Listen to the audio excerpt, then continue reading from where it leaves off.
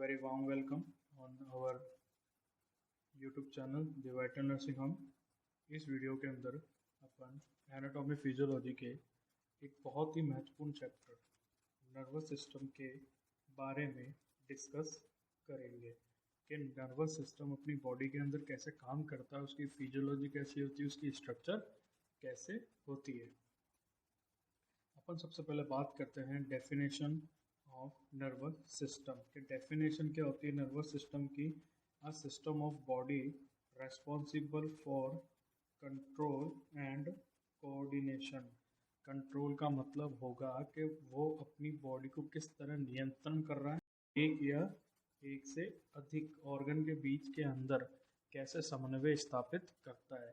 मतलब कि अगर अपन बात करें तो मेन ये रहेगा कि कैसे अपनी बॉडी के अलग अलग ऑर्गन एक मेन सिस्टम की तरह वर्क करते हैं, वो अपन इस चैप्टर के अंदर देखते हैं।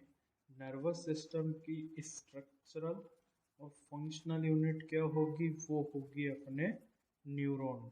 मतलब कि स्ट्रक्चर को आप रिलेट कर सकते हो एनाटॉमी से, फंक्शनल को आप रिलेट कर सकते हो अपने फिजियोलॉजी से। ठीक है,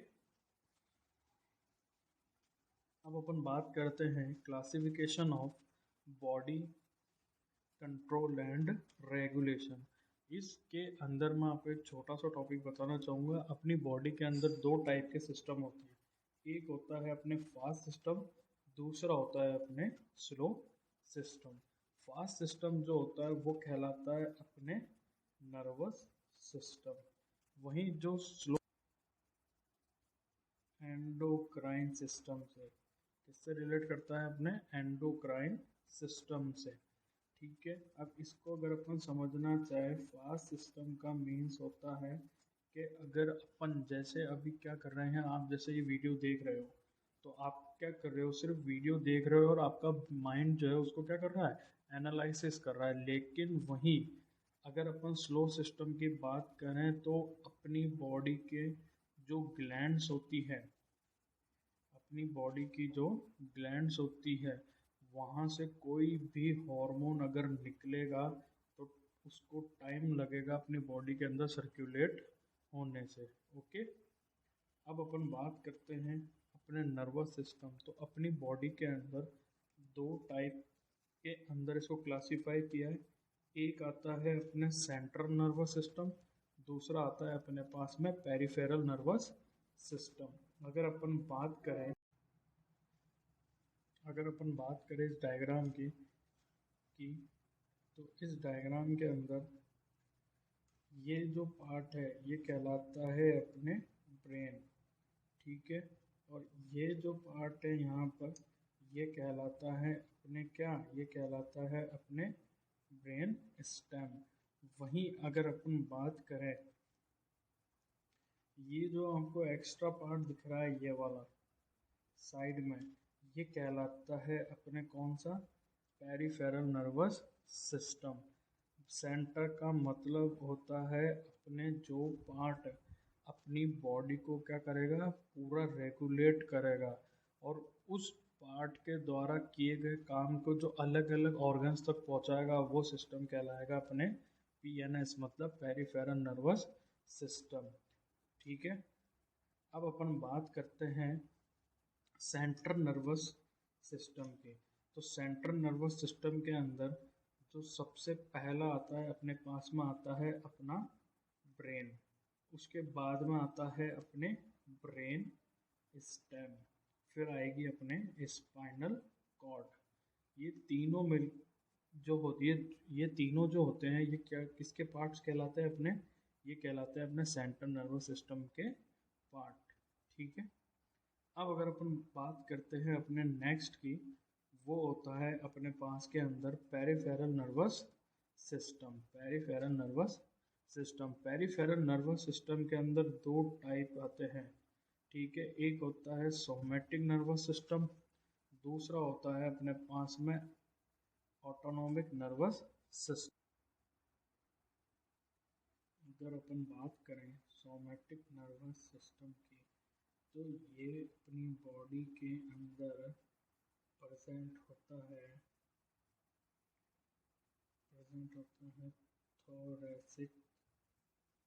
थोरेसिक रीजन में, और प्रेजेंट होगा अपनी बॉडी के लंबर रीजन के अंदर। ठीक है बेटा। फिर इसके बाद के अंदर अपने पास जो दूसरा आता है वो आता है ऑटोनॉमिक नर्वस सिस्टम। और ऑटोनॉमिक नर्वस सिस्टम जो होता है ये प्रेजेंट होता है अपने क्रेनियम पार्ट के अंदर, और प्रेजेंट होता है अपने सैक्रम पार्ट के अंदर। ठीक है। अब इसके बाद बात करते हैं अपन जो सोमैटिक नर्वस सिस्टम जो होता है अपना। ठीक है, ये कहाँ पर प्रेजेंट था अपने थोरेसिक में और लंबर में। और ऑटोनॉमिक नर्वस सिस्टम था वो कहाँ पर प्रेजेंट था अपने कैरेनियम और सैक्रम के अंदर। अब क्या होता है, जो ऑटोनॉमिक नर्वस सिस्टम होता है इसके 3 पार्ट होते हैं। ठीक है, पहले को अपन बोलते हैं सिंपैथेटिक नर्वस सिस्टम, फिर बोलते हैं पैरासिम्पैथिक नर्वस सिस्टम, फिर बोलते हैं अपन एंटेरिक नर्वस सिस्टम। अब अगर अपन बात करें वन बाय वन, तो सोमैटिक नर्वस सिस्टम जो सिस्टम आपकी हेल्प करता है, वो सिस्टम क्या कहलाता है, अपने सोमैटिक नर्वस सिस्टम कहलाता है। मतलब जब आपको कुछ भी फियर होता है या फिर आपको कहीं पर अपनी कोई उत्तेजना दिखानी होती है या अपना कहीं आपको कैपेबिलिटी दिखानी होती है, तो वहाँ पर आपको यह वाला सिस्टम हेल्प करता है।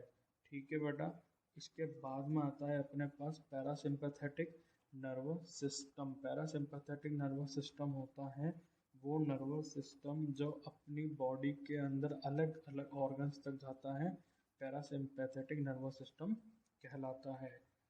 अब यहाँ पर एक और सिस्टम है जिसकी अपन थोड़ा डिटेल में बात करेंगे। वो सिस्टम आता है अपने पास के अंदर एंटेरिक नर्वस सिस्टम। पहले क्या होता था बेटा, एंटेरिक नर्वस सिस्टम जो था वो पैरासिम्पैथेटिक सिस्टम का ही पार्ट था, लेकिन इसकी कुछ ऐसे बोलते हैं विशेषताओं के कारण, उस विशेषता के कारण इसको क्या कर दिया है, आजकल अलग से अपन इसको पढ़ने लग गए हैं। ठीक है, तो एंटेरिक नर्वस सिस्टम जो होता है इसको एक दूसरे नाम से भी अपन जानते हैं, जो कि नाम होता है ब्रेन ऑफ गट। गट का मीन्स होता है, अपने गट का मीन क्या होगा, गट का मीन मतलब होगा अपने डाइजेस्टिव सिस्टम से। इसको अलग करने का जो मेन रीज़न है वो होता है कि ये सिस्टम के अंदर अलग टाइप के न्यूरो रिसेप्टर्स प्रेजेंट होते हैं जो कि अपने फूड के डाइजेशन एब्जॉर्प्शन को मेंटेन करते हैं। फॉर एग्जांपल अगर अपन बात करें, आपने एक नाम पढ़ा होगा जिसको बोलते हैं पेरिस्टालसिस मूवमेंट, जिसका मतलब होता है क्रमाकुंचन गति। ठीक है, उस क्रमाकुंचन गति के लिए जो मेन पार्ट होते हैं वो कहलाते हैं अपने मीजनल प्लेक्सिस और एरियोबैक प्लेक्सिस। इस कारण से इसको अपन क्या करने लग गए, आजकल अलग से पढ़ने लग गए हो। ठीक है, अब अपन बात करते हैं अपने दूसरे, या फिर बोले तो अपन structure and functional unit of nervous system, अपना न्यूरॉन। ठीक है बेटा, अब मैं पहले आपको न्यूरॉन के स्ट्रक्चर समझाना चाहूँगा कि न्यूरॉन के स्ट्रक्चर में प्रेजेंट क्या क्या होता है। सबसे पहले अपन बात करते हैं सेल बॉडी। ठीक है, हर नॉर्मल सेल की तरह इसकी भी एक सेल बॉडी होती है, और वो होती है ये वाली अपनी सेल बॉडी, जिसके अंदर क्या प्रेजेंट होता है, ये आ गया अपना न्यूक्लियस। ठीक है, और साइड में क्या प्रेजेंट होंगे अपने, ये प्रेजेंट होंगे अपने छोटे छोटे या फिर बोले तो सेल ऑर्गेनेल्स। ठीक है, जिसमें माइक्रोकॉन्ड्रिया, राइबोसोम, ये सारी चीज़ें क्या होगी, इंक्लूड होगी। ठीक है बेटा। इसके बाद जो आता है वो आते हैं अपने डेंड्रॉइड्स, या फिर बोले तो डेंड्राइट्स। डेंड्राइट्स जो ये स्ट्रक्चर्स निकलती है इसके अंदर से, ये सारी कहलाती है डेंड्रॉइड्स। डेंड्रॉइड्स क्या करेंगे, ये एक्सोडेंड्रोइनल जंक्शन बनाते हैं, या फिर आप बोले तो जो अदर न्यूरॉन रहता है उसके एक्सोन के साथ में जाकर ही क्या करेंगे, अटैच होंगे। ठीक है। फिर इसके बाद अपन बात करते हैं आगे की तरफ।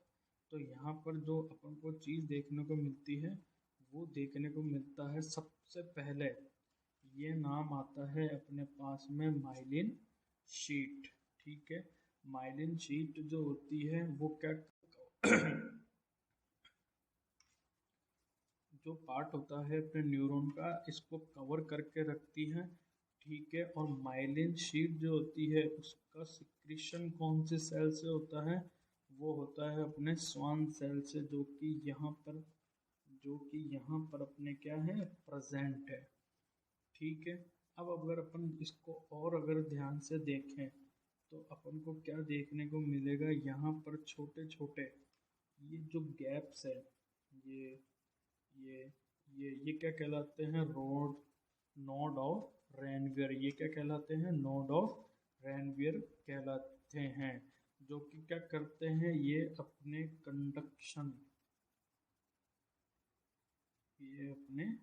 कंडक्शन के अंदर हेल्पफुल होते हैं। ठीक है। फिर लास्ट में क्या होता है, एक्सॉन टर्मिनल्स होते हैं, जो अपन ने बात करी थी, अपने किसकी बात करी थी, डेंड्राइट्स की।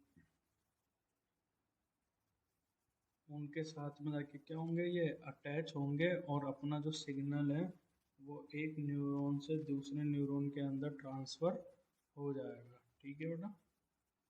अब अपन बात करते हैं अपने आगे के टॉपिक के टाइप्स क्या क्या होते हैं, या फिर क्लासिफिकेशन क्या क्या होता है अपने न्यूरॉन का। तो सबसे पहला जो वर्ड आता है वो आता है यूनिपोलार। अब यूनिपोलार का मतलब जो होता है, यूनिपोलार का मतलब अपने पास जाएगा एक न्यूरॉन। ठीक है। ये आगे अपने पास सेल बॉडी, और सेल बॉडी से केवल एक ही क्या निकलेगा, टर्मिनल निकलेगा। इसको अपन क्या बोलेंगे, इसको अपन बोलेंगे यूनिपोलार। ठीक है बेटा। फिर इसके बाद के अंदर अपने पास जो दूसरा आता है वो आता है अपने पास में बाईपोलार। बाईपोलार के अंदर क्या होगा, बाईपोलर के अंदर होगा, ये आ गया अपने पास में सेल बॉडी। ठीक है। एक टर्मिनल, ये आ गया अपने पास में दूसरा टर्मिनल। तो ये जो स्ट्रक्चर कहलाती है ये कहलाती है अपने बाईपोलर न्यूरॉन। ठीक है। फिर इसके बाद अपन बात करेंगे अपने तीसरे टाइप की। तीसरा टाइप अपने पास कौन सा आता है, मल्टीपोलर न्यूरॉन। यहाँ पर थोड़ी स्पेलिंग मिस्टेक हो गई है। ठीक है। इसकी जो करेक्ट स्पेलिंग होगी वो होगी अपने पास मल्टी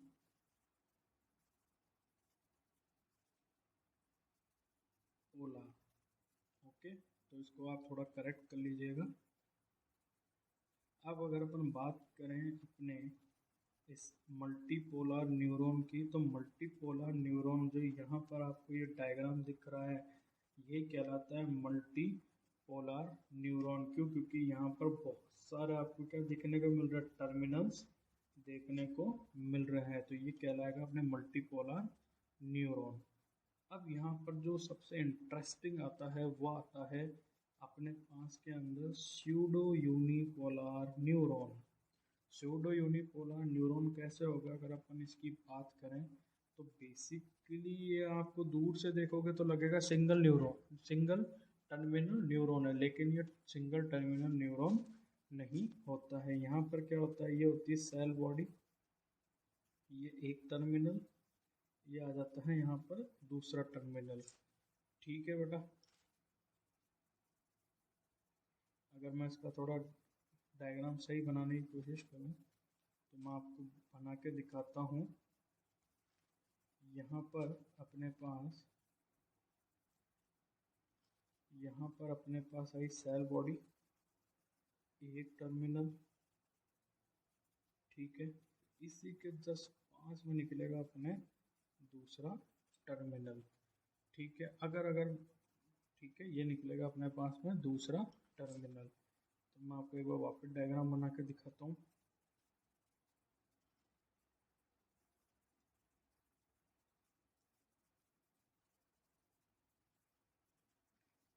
ये आ गया अपने पास एक टर्मिनल, ये आ गया अपने पास में दूसरा टर्मिनल।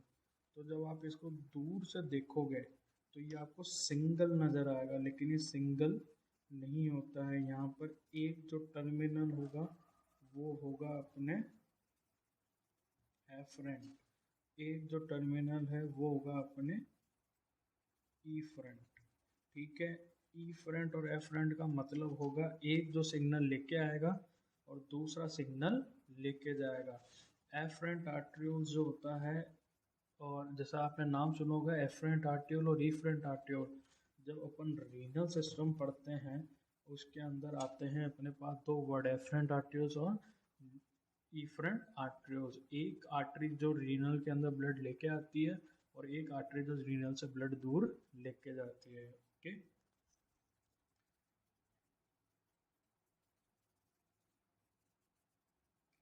अब अपन बात करते हैं, ठीक है, अब अपन बात करते हैं इसके अदर टाइप पे।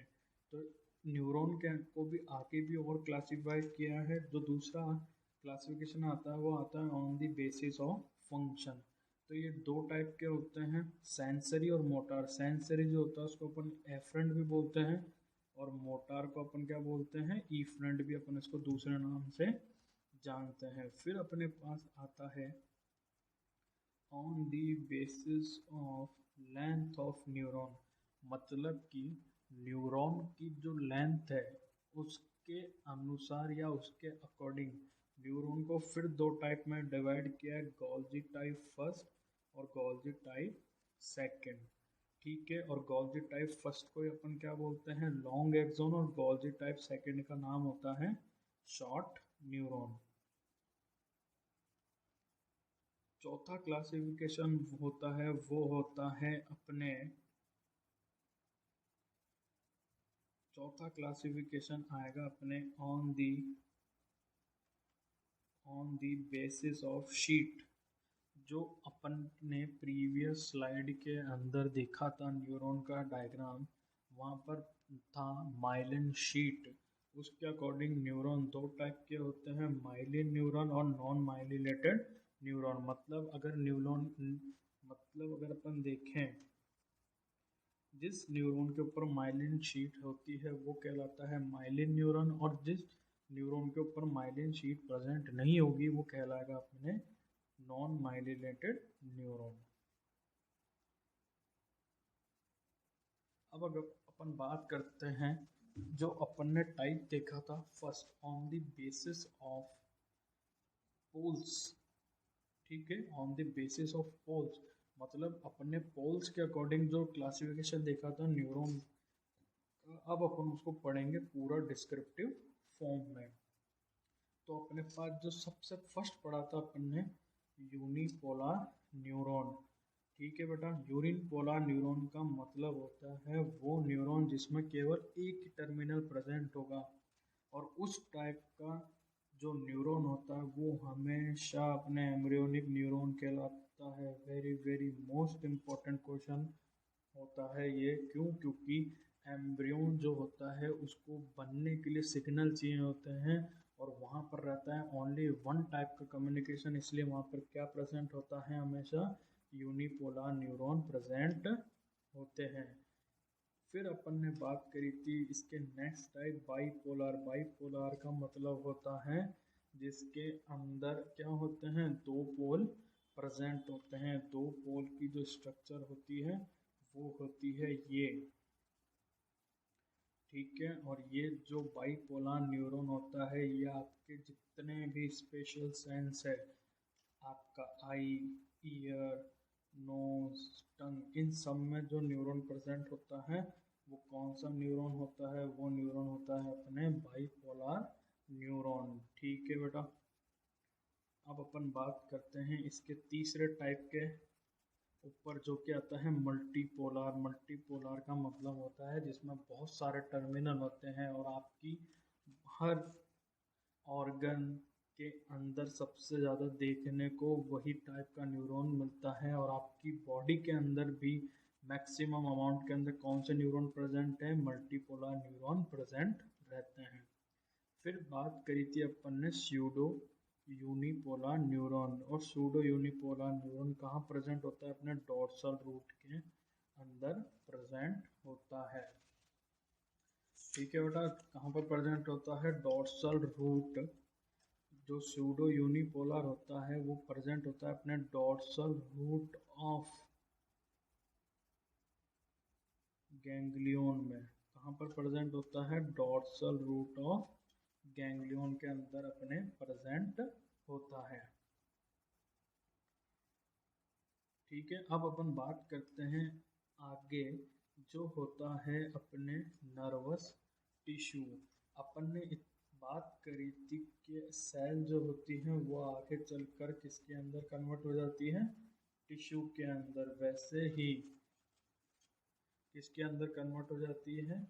टिश्यू के अंदर। वैसे ही अपन ने अभी देखा न्यूरॉन, और न्यूरॉन आगे चलकर क्या फॉर्मेट करेगा? वो फॉर्म करेगा अपने नर्वस टिश्यू। तो अपने नर्वस सिस्टम के अंदर दो टाइप के टिश्यू प्रेजेंट होते हैं। एक होता है एक्साइटेबल और दूसरा होता है अपने पास में नॉन एक्साइटेबल टिश्यू। एक्साइटेबल का मतलब होगा जिसके अंदर करंट बहेगा। जिसके अंदर क्या बहेगा? करंट बहेगा। मतलब जो एक्साइटेड होगा वो कहलाएंगे अपने कौन से टिश्यू? Excitable tissue. और वो कौन सा होता है? वो होता है अपने न्यूरॉन। ठीक है, वो क्या होता है? अपने न्यूरॉन। और एक होता है अपने नॉन एक्साइटेबल। नॉन एक्साइटेबल का मतलब जिसमें करंट नहीं बहेगा। वो किसके लिए रोल करेगा? सिर्फ वो सिर्फ रोल करेगा एज अ सपोर्टिंग, और वो कहलाती है अपने सपोर्टिंग सेल। अगर मैं आपको दिखाना चाहूँ ये डायग्राम, अगर आपको दिख रहा है ये वाला डायग्राम, तो इसके अंदर आप देखोगे यहाँ पर तो ये आ गया अपने पास में एक न्यूरॉन, ये आ गया अपने पास के अंदर कौन सा? दूसरा न्यूरॉन। और इसी के बीच के अंदर आपको ये स्ट्रक्चर दिखाई दे रही है। इसको अपन क्या बोलेंगे? इसको अपन बोलेंगे नॉन एक्साइटेबल टिश्यू, या फिर कौन सा? इसको अपन बोलेंगे सपोर्टिंग सेल्स।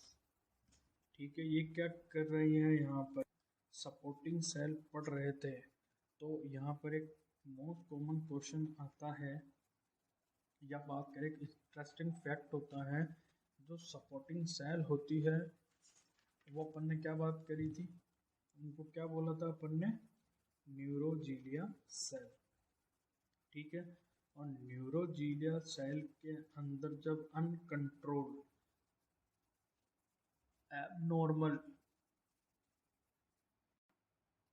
जब न्यूरोजीलिया सेल के अंदर जब एबनॉर्मल अनकंट्रोल ग्रोथ होती है उसको अपन बोलते हैं ग्लायोसिस। क्या बोलते हैं? उसको अपन बोलते हैं ग्लायोसिस।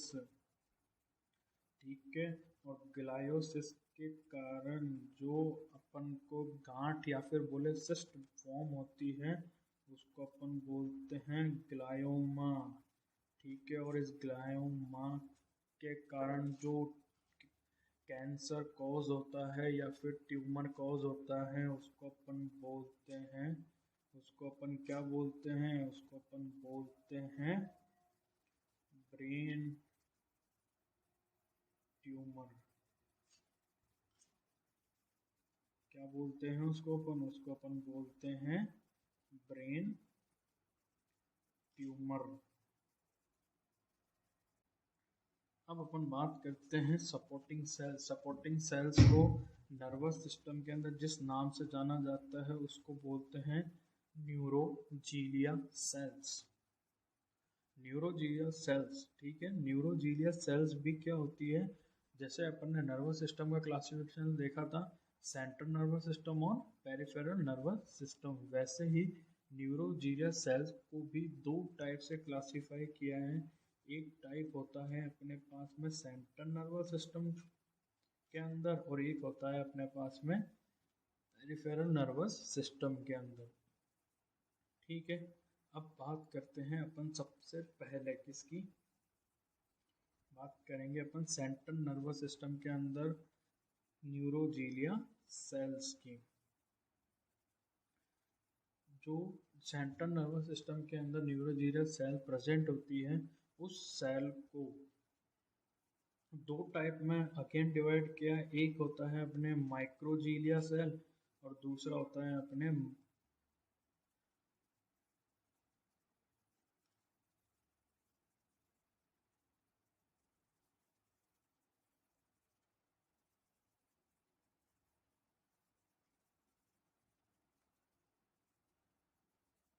सेंट्रल नर्वस सिस्टम के अंदर न्यूरोजीलिया सेल को अगेन दो टाइप में डिवाइड किया। पहला होता है मैक्रोजीलिया सेल और दूसरा होता है अपने पास में माइक्रोजीलिया सेल। तो सबसे पहले अपन बात करेंगे मैक्रोजीलिया सेल की। तो मैक्रोजीलिया सेल के अंदर जो सबसे पहला टाइप आता है वो आता है अपने पास में एस्ट्रोसाइट। एस्ट्रोसाइट का मतलब होता है वो सेल जिसकी शेप जो होती है स्टार शेप होती है, एस्ट्रोसाइट कहलाती है, ठीक है। क्या कहलाती है? एस्ट्रोसाइट कहलाती है। एस्ट्रोसाइट को अगेन दो में डिवाइड किया है। पहला आता है अपने प्रोटोप्लाज्मिक एस्ट्रोसाइट और दूसरा होता है अपने पास में फिब्रो या फिर बोले तो फाइब्रस एस्ट्रोसाइट। प्रोटोप्लाज्मिक एस्ट्रोसाइट का मतलब होगा वो एस्ट्रोसाइट सेल जिसके अंदर प्रोटोप्लाज्मिक एस्ट्रोसाइट क्या होंगे, स्टार शेप रहेगा, लेकिन इसमें सबसे ज़्यादा अमाउंट में क्या प्रेजेंट रहेगा, इसके अंदर सबसे ज़्यादा अमाउंट में प्रेजेंट होगा इंट्रासेल्युलर फ्लूइड, ठीक है। क्या प्रेजेंट रहेगा? Intracellular fluid. फिर इसके बाद आती है अपने फाइब्रस एस्ट्रोसाइट। जो टाइप उसमें क्या रहेगा, फाइब्रस का जो अमाउंट रहेगा या फाइबर का जो अमाउंट रहेगा वो क्या रहेगा, ज़्यादा रहेगा। तो इन दो टाइप के अंदर हमने एस्ट्रोसाइट को डिवाइड किया है। अब अपन बात करते हैं अपने नेक्स्ट टाइप जो कि अपने पास में आता है ओलिगोडेंड्रोन साइट।